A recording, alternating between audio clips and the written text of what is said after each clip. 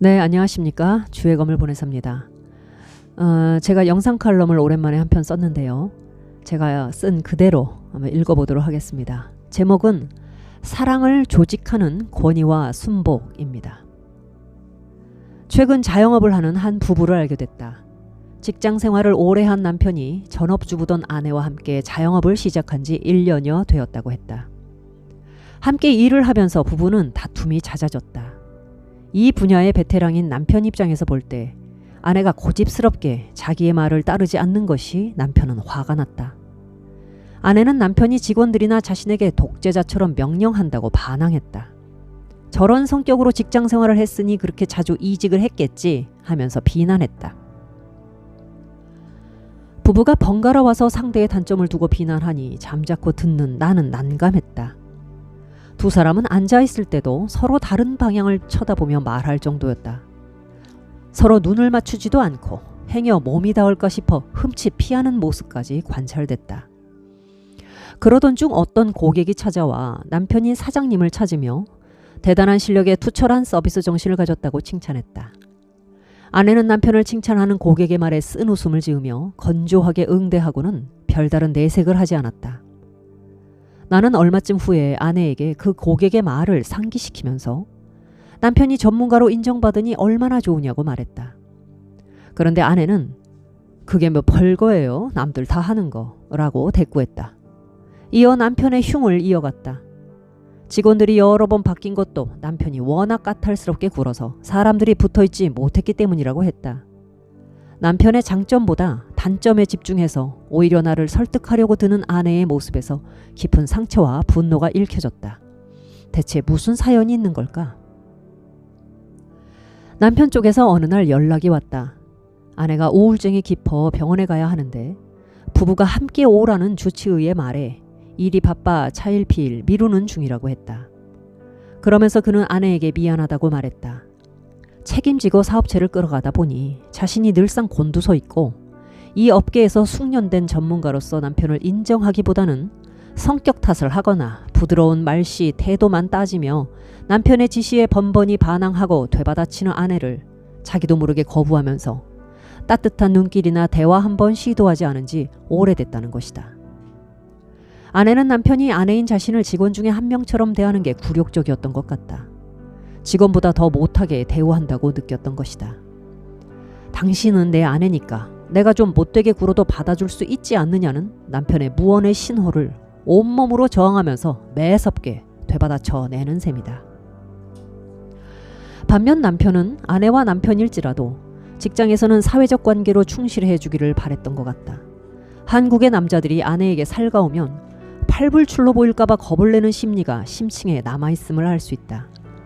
무뚝뚝한 내심에는 아내와 직원 모두에게 공정하다는 평가를 염두에 두고 있는 것이다. 이 부부의 문제는 아마도 이 사업체를 열기 전부터 오랫동안 누적되었을 것이다. 사업체가 생겨 함께하는 시간이 길어지니 상대의 단점이 더 와닿았던 것이다. 어느 날 나는 아내에게 물었다. 당신 남편은 책임감이 강하고 일에 대한 집중력이 높고 아주 성실한 사람이다. 불성실하고 게으르고 자기 개발이라고는 모르는 남편들이 얼마나 많은지 혹시 아느냐? 아내는 예상치 못한 질문에 머뭇거리더니 친정언니의 남편인 형부가 평생 게을러서 언니의 속을 썩혔고 언니가 가주로 살다시피 했다고 했다. 그 대답을 하면서 아내는 내 질문의 의미를 깨달았는지 약간의 민망함 동시에 자랑스러움을 내비쳤다. 워낙 부지런한 남편 덕분에 아내는 언니처럼 고생하고 살지는 않았던 것이다. 직원들과 아내에게 까칠한 것도 모두 업무에 대해서만 그렇지 개인 성품이나 사생활에 대한 공격은 아니잖아요. 아내가 형부와 남편을 비교하면서 사고의 전환이 오는 틈을 노려 내가 이렇게 추임새를 넣자 아내는 수줍게 웃으면서 그건 그래요 라고 했다. 남편에게도 따로 한마디 건넸다. 병원에 가지 않아도 남편이 보내는 따뜻한 눈길, 말 한마디면 우울증이 붙어 있을래야 있을 수 없을걸요. 남편은 빙그레 웃으며 맞습니다 라고 했다. 이 일을 통해 자신을 성취하려는 욕구는 확실히 여자보다 남자가 강하다. 어느 역술인 왈, 여자들은 거의 100% 남편과 자식의 문제를 상담하고 남자는 거의 100% 자신의 성공에 대해 상담한다고 한다.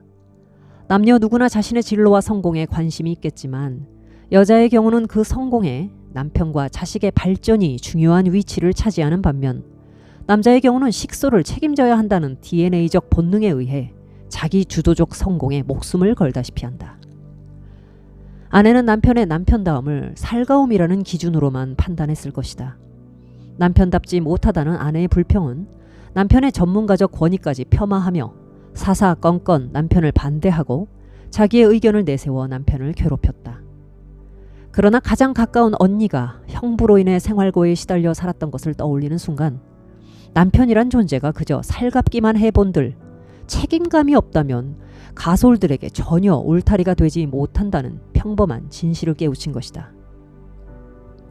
마찬가지로 남편은 아내가 불평과 신경질에 사로잡혀 남편인 자신의 험담이라 하면서 세월을 낭비하는 여자라고 규정하는 순간 몸이 닿는 것조차 싫고 눈길도 주지 않는 차디찬 남자가 돼버렸다.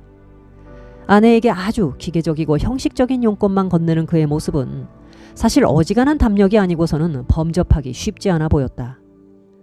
그러나 그의 차가운 겉모습과 달리 속내는 아내에게 먼저 다가서야 한다고 꾸짖고 있었음이 분명했다. 그러나 이성과 달리 마음은 아내의 뒷모습만 봐도 냉랭해지니 스스로 답을 찾지 못하고 저녁이면 술을 찾으러 나가는 생활의 반복이었던 것이다. 남편과 아내를 향해 성경은 권위와 순복이라는 주제로 관계를 설정해준다. 권위와 순복이라는 단어가 고용 피고용 관계처럼 수직적인 느낌을 주어 나도 오랫동안 이 개념을 불편해했다. 그러나 나 역시 가정을 가진 아내로서 상당수의 사람들을 상담하고 대화하는 과정에서 모든 관계는 필연적으로 권위와 순복 안에 들어가지 않을 수 없음을 깨닫는다. 하나님께서 남자인 남편에게 권위를 주셨다는 의미는 그에게 무한 책임을 지게 하셨다는 뜻이다. 남자는 책임을 지기 위해 수없는 도전을 해야 하고 수많은 적들과 싸우며 거친 항해의 최전선에 서도록 하셨음을 의미한다. 그래서 남자는 다소 둔감하지 않으면 그 많은 도전과 싸움을 감당할 수 없다. 예민하고 약한 마음을 질색하는 남자 특유의 성정은 생존에 특화된 존재의 민감성이다. 권위가 거친 싸움을 해내고 있을 때 여기에 상생하는 순복이 없다면 이 생존의 시스템은 완전히 붕괴된다. 남자 혼자서는 아무것도 할 수 없는 것이다. 마찬가지로 여자가 전문성을 가졌다면 남자가 순복해 줌으로써 그 조직과 관계가 흥하게 된다. 아내가 보다 유능할 때 깨어있는 남편은 아내를 힘껏 도와줌으로써 남편의 역할을 할 수 있다. 권위와 순복은 남녀를 창조하신 하나님의 뜻이 담겨있을 뿐 아니라 경우와 상황에 따라 유연하고 신축적으로 적용할 수 있는 생의 지혜가 담겨있다. 생명은 기계가 아니므로 안식일을 지키기 위해 병을 고쳐서는 안 된다는 바리사이즘적 사고로는 하나님의 뜻과 지혜를 영영 깨달을 수 없다. 이 가정의 부부를 만나 관찰하며 깨달은 것은 모든 관계가 조직되는 곳마다 권위와 순복이 있고 있어야 하며 이 관계의 순리를 이해하지 못하고 자신의 포지션을 바르게 설정하지 못하는 사람들이 사회에서 고립되고 스스로 우울증을 만든다는 점이다. 유독 인간관계를 중시하며 마음 터놓고 사람 사귀는 것을 중요하게 여기는 유형이 있는데 내가 관찰한 바에 따르면 그런 유형일수록 실제로는 사람에 대해 무지하기 그지없었다. 그런 사람일수록 사람은 인간미가 넘쳐야 하고 사람다운 냄새가 나야 한다는 지극히 단순한 인간관에다가 자신의 감성을 얹어 사람에게 호감을 사는 일에 매진한다. 이런 사람일수록 상대 그 자체, 즉 상대의 인격, 상대의 관심사를 알아가는 일보다 자신의 넘치는 정을 쏟아주는 데에만 급급하다. 관계를 일방적으로 내 정성을 쏟기만 하면 되는 줄 아는 무지함이다.